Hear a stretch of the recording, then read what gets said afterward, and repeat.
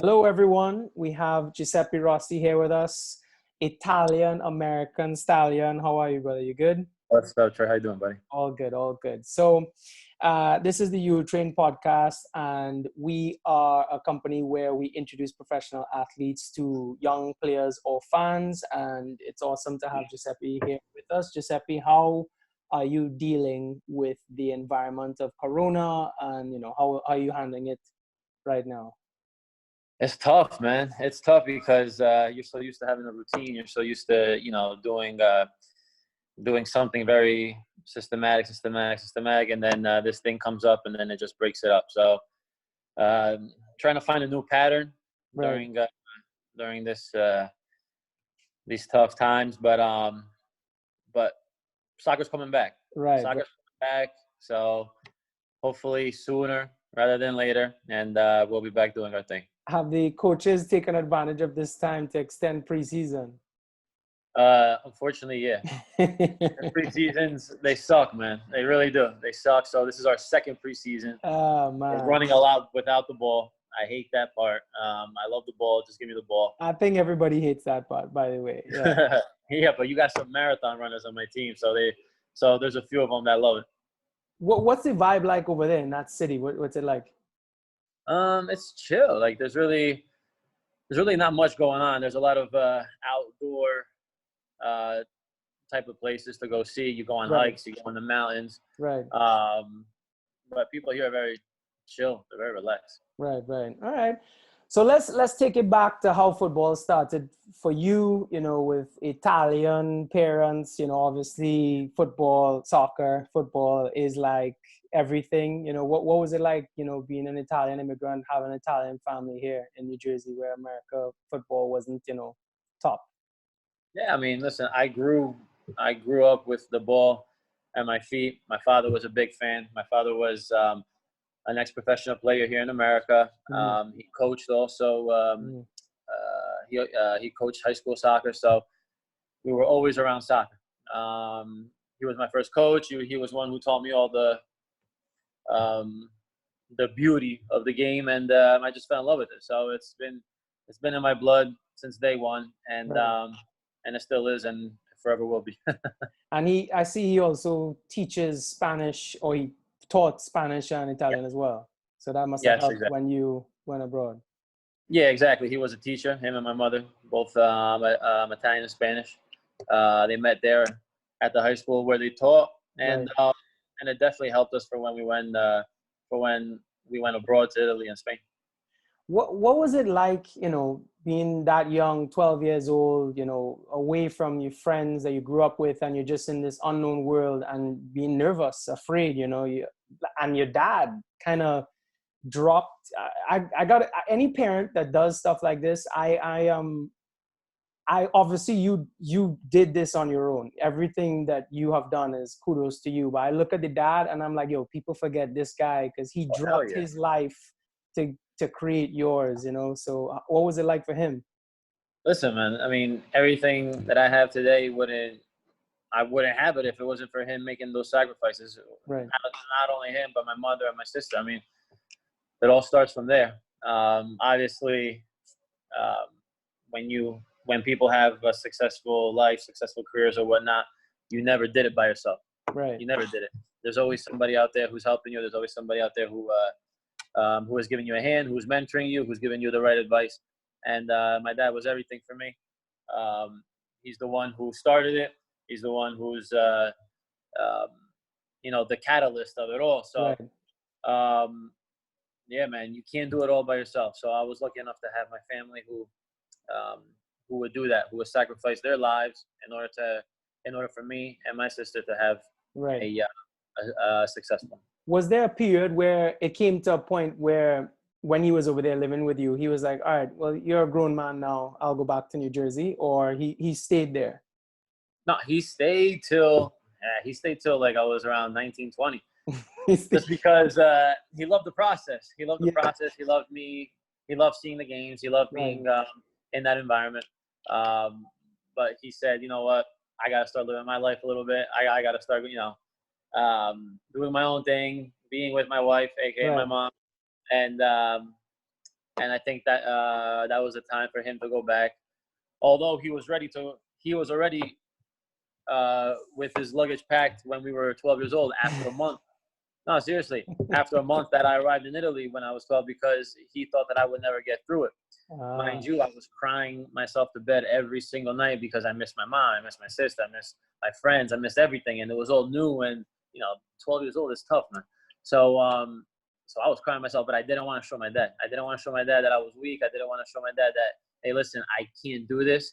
So I always wanted to make him proud. I always wanted to show him that I'm capable of anything put in front of me. And then it slowly worked out, and then I was fine. Immigrant success story. I love those. What would you young soccer players in America right now, well, seeing now that it's becoming more normal, you're seeing a lot of American soccer players play abroad. Any advice for the guys that are not the A-list players, but advice for them of where to go, any programs that they could look to, to kind of follow your path and go and play in Europe? I mean, I'm not sure if there are programs, if there are situations where you could put yourself into in order to get that jump into Europe. I mean, I think it's important, first off, to find yourself in the right team that is teaching you the right things in order to build up your fundamentals, in order to build up your base as a footballer. And then when you're able to grow, you're able to add on things to your game by studying the game, by watching games. I mean, today we're able to watch every single game in the world. I think you're the same age as me. When we were growing up, I'm not sure if we had so many games on TV. No. So I mean, I think I think the kids today are lucky enough to have that exposure, and just continue feeding that passion for the game. You want to feed it. You want to grow it, because that's what's going to make you take those extra steps towards having a successful career or trying to fulfill your dreams. Right. Yeah, man. I mean, that's what it is. It's hard to get out to Europe. It is. Do you, out of like Germany, Spain, Italy, and England, of those four, which one would you say, I don't want to say the easiest, but the easiest entry for Americans, or they have an affinity for liking Americans into their youth programs? Which one would you say is? I mean, I think we're seeing a lot of Americans go to Germany. That's very, that's crazy, because truthfully, when I was growing up, I never had any like affiliation with any German team or whatnot. Right. But today, for some reason, I'm seeing a lot of Americans go over there. Pulisic started there. Tyler Adams is out there. McKinney from Schalke, he's doing very well there too. So I feel like that's where a lot of Americans are going to. It's a great league. It's getting better and better each year. I actually have the game on right now, Bayern versus Borussia Mönchengladbach. Right. So it's a growing league. It's getting much better, and it's good to see these Americans getting out there and trying to play at the highest level. Right. Tell us about the Manchester. I know you probably get this question all the time, but because it's such an iconic team, what was it like in that locker room with these guys, Rooney, Cristiano, Giggs, like just, you're 17, you touch down in England and you're just like, holy, like, wow. What's the vibe like? What was it, the energy like there? Yeah, it's crazy, because I was 17, I was young. It's the first time that I'm ever in an environment where I have these players. I used to see them, play on TV, and then I'm training with them. I'm interacting with them as much as I can, because I was very shy, so I didn't really, try and start cracking jokes on right. Who the hell are you? So I used to always sit back. I used to always watch, and I used to make my soccer talk more than my voice. And they respected me from day one. They helped me out. They were very nice. I learned what it meant to be a professional player, what it meant to win, because they're all winners. And it was awesome, man. it was awesome just being around them, and it helped me a lot throughout my career. Any one of them kind of gave you an olive branch, and kind of, not saying that they all didn't, but anyone stuck out in terms of giving you advice and being very, helpful? Yeah, I had Ruben Nistelrooy. He was one of my good friends there, and he lived kind of next door to me. So whenever my dad would take me to training, because I didn't have a license then, he would always ask my father for a drive to training. So we used to drive together to training sometimes, and it was great. It was great. So I he got my dad. rode in your car. He rode in our car. So I'm That's like, hilarious. this is amazing. This is Ruben, so cool. just get in, bro. Get in the back seat. Get in the back. Leave the Ferrari there. Just get in the back seat. I cannot imagine. My Audi A4, because that was our car back then. Gotcha. But yeah, Ruben Nistelrooy, he was the guy. He helped me out, especially during training. I used to always observe him. I used to always watch the way he would train, with the intensity that he would train, how he would finish, because for me, he was one of the best finishers I've seen. The way that he created certain angles in order to shoot the ball, how quick he was in the box and positioning his body, just like small little things that, I try to pick up and add to my game. And I'll never forget when I scored my first goal with Manchester United. I came on for him, and when I scored, he was one of the happiest people on the team. So it was great to see that from a legend like him. That's good, man. That's nice to see that, like, chill vibe between players that technically are competing. Yeah. So this is I'll start with the tricky questions, but this is the first one: Cristiano or Messi? I'm gonna go with Messi, just because the style of play that I have, the way that I like to look at the game, is very similar to the way that he does. So that's the only reason why. Who has more championships between the two of them? You mean total number of trophies? I always get in arguments with people who's the better player, and here's the argument that I phrase. Messi has been at this one team his entire life, and obviously he's very good. He's very successful, very talented, and obviously team slowly was just continuously built around him. Cristiano has played in how many? 5 or 4 different leagues? Yeah, Portugal, England, Italy, and Spain. Yeah. And in every single time, new team, new manager, new this, new that, new environment, new style of play, my guy crushes in every environment. I'm not saying that Messi won't do that, but we haven't seen that. So an argument that I always pose to people, because I'm a CR fan, like, without a doubt. I just heard you say my guy, so I'm like, all right, my guy. An argument I always phrase to people, I should have asked you this before I asked you the question, but if you were about to get in a fight with a bunch of guys, right? And they had one guy who knew karate, and then they had another guy who knew judo, jiu-jitsu, karate, and kickboxing. Who would you pick to fight with, to defend you? Definitely the guy who knows those 4, but karate's so much nicer to see.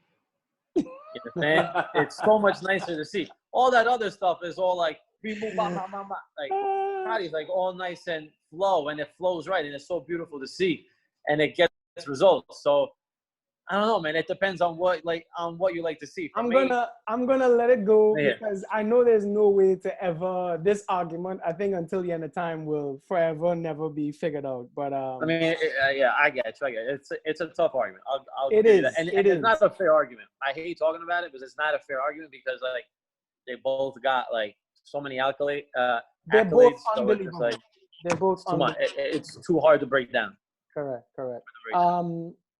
Out of all the leagues you played, which league has the best fan base? The best fan base, Italy. Italy, hands down. Just because they're just so passionate during the games. Like, you just feel it. You feel it. When I played for Fiorentina, our big rivals were Juventus, and we had a historic game. We went down 2-0. We won 4-3. I scored 3 goals, and the whole fan base was 2 hours after the game still there chanting, calling us players, being, just like, come down.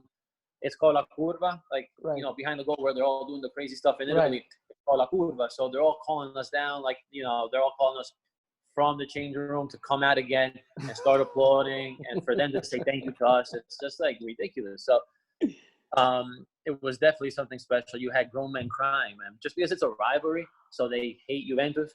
You had grown men crying. It was just crazy. So it sounds like in Italy, they live, breathe, eat football. Like it's just the daily. Of Crazy. course. That's unreal. Listen, they have like a channel that's just for soccer, but not to show highlights or whatever, to talk about, was it a penalty? Was it a foul? Like stupid little petty stuff like that 24/7, because people need to know every single tiny little bit about the game and what's going on in the team. So that's why it's like a lot of crazy fans, good crazy fans. I had this question saved for later, but since we're on it, can you give us a description for the style of play in England, the style of play in Italy? To the best of my knowledge, it's more tactical and defensive, sit back and relax, and then La Liga, and then the Bundesliga. Like, what's the different styles of play? You know, if a young player wants to decide, all right, that's the league I might thrive in, how would you describe? So, I mean, I played in the English league. I played in Italy and Spain. I can't talk too much about the Bundesliga because I don't know too much about it. I've only played against German teams. But like you said, Italy is more of a tactical game, more of a mind game. So that kind of leads you to having a slower paced game. But you have to be sharp. You have to be sharp because the people in front of you are always positioned well. They're always ready to get the ball. They're always ready to try and intercept or do whatnot. So you always have to be fresh. You always have to be sharp. Spanish league, which for me is my favorite, is more of the true definition of soccer, which is as if you're having fun with the ball, more technical, more open space. So that leads to more goals. Gotcha. And it's more entertaining. You feel okay trying to do something that's out of the ordinary, because the fans they enjoy that. And then you have the English league, which is high pace. Right. It's much faster. It's physical, and therefore you see a lot of up and down, and it creates a lot of buzz in the stadium, a lot of buzz watching the games from home. So yeah, they're all different from each other. Bundesliga, I'm sorry, man, I really can't tell because I really haven't played. No worries. And if I know you've only just joined the MLS, but if you had to kind of give us a description of how the MLS compares? It's different, man. It's different.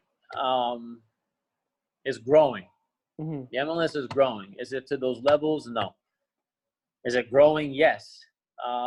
But in terms of like the identity of it, is it because to the best of my knowledge, I've been told it's very physical and a lot of running. Yeah, it is. It is. But I feel like if you're an intelligent player, if you understand the game, if your football IQ is high enough, right. That won't be a problem for you. Right.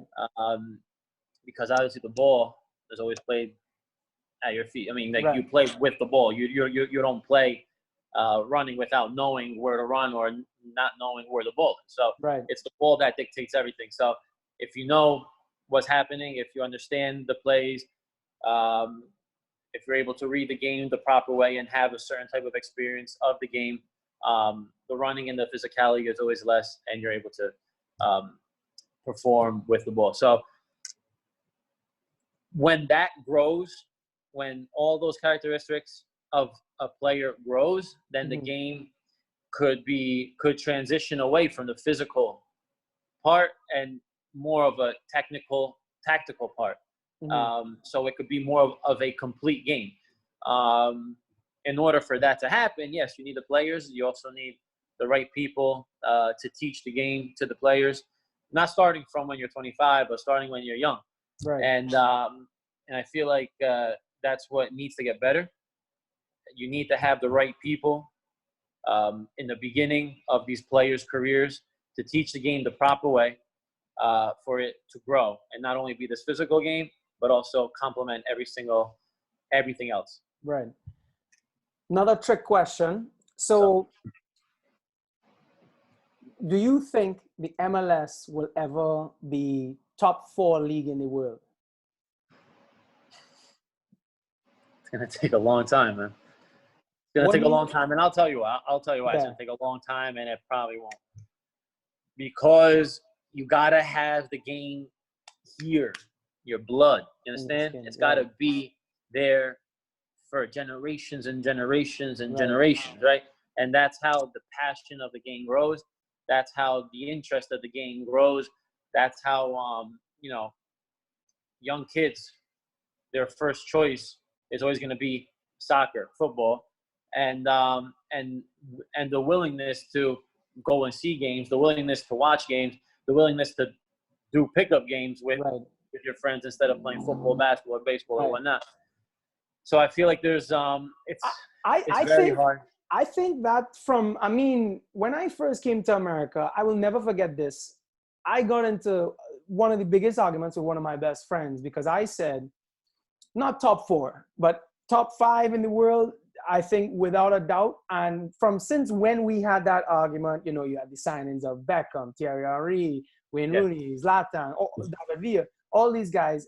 I think the salary cap and all these different things, slowly it's changing. And slowly you're seeing more players, DPs, willing to come over at a younger age. I mean, top 4, that's a tough one. Something has to happen really bad over in one of these places for it to take place. But in terms of improving, astronomically, it's moved so fast. And, now I live in New York. I see, on the Upper West, kids walking around with soccer balls where like 10 years ago, it would be the pads or ice hockey sticks. So it's like they have way more soccer moms in cities like New York where there's not much park space, and it's now the sport, so. It's a good point.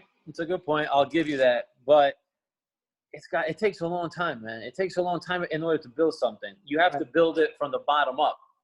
What's happening or what happened in these 25 years is that they're building it from the top and trying to come down. New stadiums. I'm signing Beckham. I'm signing Zlatan. I'm signing all this stuff. Academies. That's what you mean. But what's happening down here? You understand? This is what's going to make everything grow. So that's what if each of these teams have built like their own academies, which I think some of them are? They have. I'm not sure if every single team has. Maybe they have, but the structure for these teams to compete, to get the best out of themselves in these leagues or in whatever it is, this structure is just not there. Right. And I talked to my cousin. All right, my cousin back in Jersey. I used to tell him, yo, so like, who are you playing against? Oh, I'm playing against these teams. Like, who? What's the league's name? I don't know. Like, what's the standings? I don't really know. I mean, it's very complicated. There's too much stuff. You know what I mean? It almost has to be ingrained in the heart of the country for it to become. We have to have a channel like Italy where we're arguing about penalties. When it gets to that point, that's when. When it gets to that point, listen, we made it. I got you. No, that's true. I think I listened to you on another podcast where you said when kids get to the age of 14, there needs to be something there for them to want to continue or choose that sport, soccer, over ice hockey, over basketball, over whatever else it is. So no, that's a good one. Yeah, it's a hard transition from a 14-year-old to think about, all right, I'm going to become a professional player. The structure is not how it is with the NBA or with the NFL, where there's the draft and you play in college and then you're able to go up there. Remember, when you're 22 and you finish college, you're starting a little bit behind in soccer because if you want to reach the highest level, obviously 15, the highest 16. level is to go play in Europe. Right. And that's why, like, the structure of when you're young, you got to get people that don't want to only take money from your pockets, but that actually care for the kids. You understand what I mean? Right. That's the problem, man. I'm venting right here. I'm venting. No, it's okay. That's good. Maybe you'll cause some change. Maybe you'll create some. Let's do it. Well, you kind of touched on this, I was going to ask, which league did you like the most? La Liga? Yeah, La Liga, because it's my type of play. It's what I learned from a kid. It's what I know what to do. I'm a very technical player, and I just love being part of those games there. Tough question. Yep. If you had to name the leagues, the best leagues in terms of order of ranking, what would they be? For the top 5 in the world. For what I like? Yeah. La Liga, England, Serie A, Germany, and the 5th one. That's a tough one, man. Last one. The 5th one is a tough one. MLS? Nah, I still got to Mexican League? It's got to learn my respect still. Mexican, no. Brazilian I'm League? gonna go with the Brazilian one. I like that. I like it because they're my type of soccer people. What do you have to say to people who say that La Liga is only 2 teams and the rest is just chump change? What do you have to say to those people? They're right. They're right. Just because. So then how could you call that the best league then? I call it the best league on the way it's played. Okay, let's redefine the best league. So let's redefine best league then. If you had to say, I guess the most exciting league then, because how do I say this? Like if La Liga is, was that? Sorry. No, I'm saying exciting league, playing wise, or for somebody to see who's going to be winning it at the end of the year. Like it's 2 different type of things. Like it's like who's the better player, Ronaldo, Messi? Do you like talent, or do you like somebody structured and has the whole entire overall type of package? So it depends on how you want to define the most exciting league. When I think of exciting, I think about like games played the way that soccer should be played. Right. And that's why I say La Liga. But if you want to look at excitement, because there's different teams that are capable of Leicester winning. City winning the league, like. I mean, it's 100%. It's 100% England. You can't even say Italy because Juventus won it for the past 8 years, right? 9 years or whatnot. You know what I mean? So it depends on how you wanna define it. Interesting. No, I've had that debate with people, and you know, some people say England because just you never know what you can get, and there's more evenness amongst all the teams per se. And then, you know, there are people who say La Liga is just 2 teams and then they don't watch the rest of the game.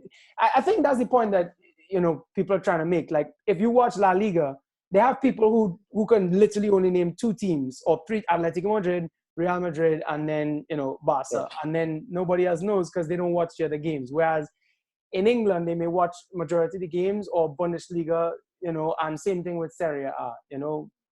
But, you know. You're right. But listen, I'm somebody who's very picky with their soccer and with their football. So that's why I like to see the game played the proper way. Right. And that's why I'm always going to say La Liga, just because that's more soccer to me. But for fans who don't know too much, bro, they're going to be looking up, like, you know, who runs the most, the slide tackles and all that kind of stuff. I don't know. It's just not for me. How would you say soccer has changed from when you were 12 to now? The pace, definitely the pace is much higher. The athletic abilities that certain players have today are much more than what it was back when I was younger. So that aspect of the game definitely. What do you mean by that? Like, would you say back when you were 12, people did sprints and running and fitness in the sense of cardio, but now are people weightlifting? Are you talking about 12-year-olds like when I was 12, or are you talking about the pro I'm game? just saying the game as a whole. You said the game has changed in terms of athletic ability. I'm saying back then, you know, when you look at images of football players back then, you know, they were fit, but they weren't, you know, like jacked. Now you see some players, some of them are like literally could be bodybuilders or CrossFit athletes, but they have the capability of a soccer player. Yeah, because now there's so much more science into the game. So there's so much more research done. and therefore it plays a big part in today's in preparing the individual for the whole season. Right. So when you have a structure that is that is in place for you and only instructed for you, then you're able to get the best out of yourself instead of just saying, listen, look, like the whole team, just run up and down 10 times and then we'll call it a day. Maybe for me today, I'll be doing 8 of them. You have another guy that'll be doing 12, but just because it's what I'm capable of doing, so I'm able to get the best out of myself and he's able to get the best out of himself. Right. So when you have a structure like that, you're able to bring out the best out of yourself. So and I feel like at these teams in Europe, that used to happen. Like you would have preseason and they'd be like, all right, Giuseppe, you do 10 and this other guy, defender, you do 5, but you're going to do way more jumps or something like that, you know? It's more, yeah.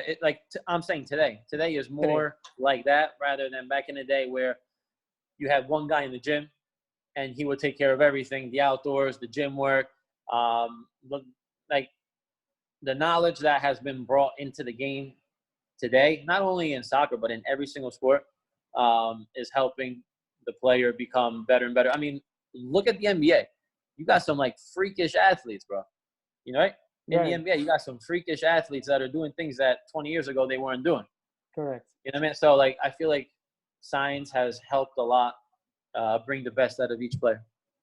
So, tell us about injury, because I know you have experienced this. Yeah, for example, I had 3 knee surgeries on my right knee and 1 on my left. But soccer is not, I don't get paid to be an athlete, you know, and it was mentally frustrating to me. Like now, if I run, I wake up the next day, I feel pain. So for you as an athlete, what was it like? You know, every time you got injured and you're just like, like mentally, how did you handle it? Sucks. It sucks just because from my personal experience, I was always at the peak of my career, always about to do something even bigger and sign for bigger teams. But then these injuries always happen. So they weren't small little injuries. Obviously, they were big injuries to my knees, and therefore it took a longer time to get back to play. And then you have to go back and show that, listen, I could be that player before. Right. And I did that. I did that once, twice. But when you start getting too many of them, people start, raising question marks. Right. And you put so much time, you put so much work, sacrifice in order to reach certain levels of the game and trying to be the best player that you can be and the best player around. And then things like this that you can't control happen. So it's definitely frustrating.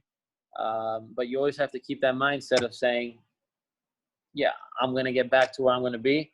I can't give up on something that I worked so hard for my whole entire career, that my family worked so hard for to put me in this situation. So I have no right to give up.